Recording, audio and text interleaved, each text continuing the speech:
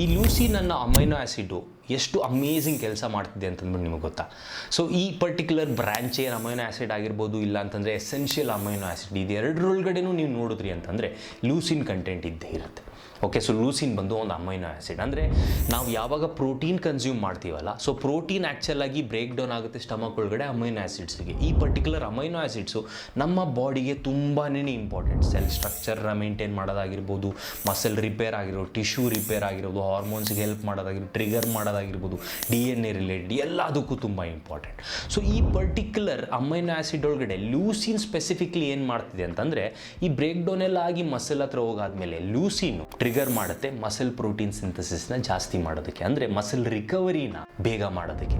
So ನಾವು workout ಮಾಡಿ ಬಂದಾದ ನಂತರ ನಾವು ಕನ್ಸ್ಯೂಮ್ ಮಾಡೋಂಥ ವೇ ಪ್ರೋಟೀನ್ ಒಳಗಡೆ ಕೂಡ ಲೂಸಿನ್ ಇರುತ್ತೆ. ನಾವು ನಾರ್ಮಲ್ ಆಗಿ EAA ಇಲ್ಲ BCAA ಕನ್ಸ್ಯೂಮ್ ಮಾಡ್ತೀರಿ ಅಂದರೆ ಅದರೊಳಗಡೆ ಕೂಡ ಲೂಸಿನ್ ಇದ್ದೇ ಇರುತ್ತೆ.